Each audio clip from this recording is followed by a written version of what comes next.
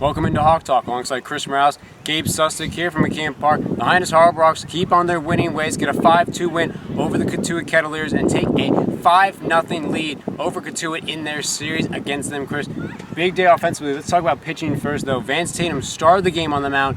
He had pretty solid so far, was then relieved by Colin Colbert, but then Dakota Hudson came in and was pretty much shut down for the entire game. Yeah, it's an interesting situation for Dakota Hudson to be in. He's made a number of starts and a number of relief appearances, and perhaps the appearance today was his most dominant. 4 innings of relief of Colin Colbert and Vance Tatum, his Mississippi State teammate, and he throws 8 strikeouts. Very lights out stuff, utilized a fastball that touched around 94 to 96 miles an hour today, and a devastating slider. Really kept Cotuit hitters off balance all day. And also offensively, things were pretty good as well, as Austin Hayes and Blake Taberry both went 3 for 5. Taberry had 2 RBIs, Hayes had 1 as well.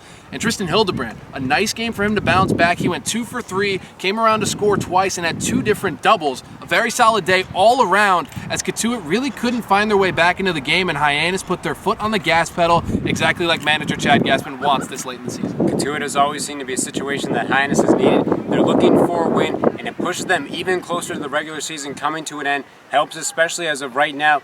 Most of the Western teams have either lost or are losing, including the Bourne Braves, who now Hyannis has a 2.5 game lead over for first place in the division. Bourne has already clinched, but they're looking for that #1 spot that Hyannis has right now.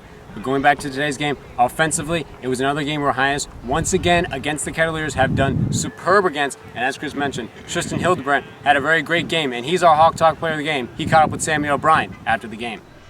Thanks, guys. I'm here with today's Hawk Talk player of the game, Tristan Hildebrand out of Cal State Fullerton. You're new to this club. You got 2 doubles today and 2 runs. Cotuit there with the defensive shift, though. How hard was that to hit into? I've never actually seen a shift that many times on players. I was trying not to pay attention to it, kind of just stick with my approach, the way they were pitching me. I saw they're coming in early, so I was just trying to stay inside the ball and keep it fair. Like I said, the shift was something I've never really seen for every single hitter, but I was just trying to stick with my approach and not worry about where they were playing me, just put a good swing on it. And you're coming to the Harbor Hawks from Cal State Fullerton, just finished your freshman year, and the team made a push back at school. How fun was that to be a part of as a freshman? Oh, it was amazing. I was just thankful to be able to go on the road. Omaha Super Regionals was just unbelievable. Everything I thought of, I had other options. I wanted to go to Fullerton so I can go to Omaha, and I got to go my freshman year. It was an amazing team. A lot of the guys are my best friends nowadays, so it was a lot of fun. Definitely a blessing to be a part of. Yeah, and here for the Harbor Hawks, you got a new teammate in Blake Quinn in the pitching staff, but here defensively, you're playing second base, shortstop, utility, naturally a shortstop. What has Gaspin told you about what you're going to be playing here? He kind of just told me, when guys need a day off, be ready to go.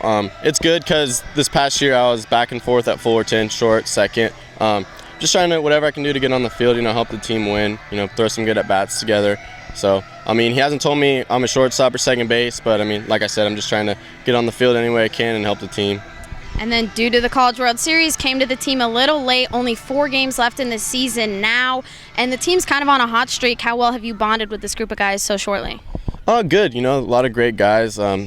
Baseball world family, what you could say is it's cool because everyone kind of knows each other, whether it's from school or showcases. So some of these guys I know, they're awesome guys, great baseball players. So I'm just happy to be a part of it, happy to join late, and hopefully we can go far in the playoffs. All right, thank you for your time. Back to you guys. Thanks, Sammy. Now the Harbor Hawks go do 22-17-1 on the season, and they clinch a winning record here in the Western Division, so it's good there for Hyannis. Another big game tomorrow, though, Chris, here at McKeon Park against the Orleans Firebirds, who Hyannis has had a struggle amount of time away at Eldridge Park, where they've all been close games, but they did get the first win against Orleans here a while back in McKeon. Yeah, the last time the Orleans Firebirds came to Hyannis was all the way back in Game 5 of the season. That's 35 games ago, if you want to get all technical with math and whatnot.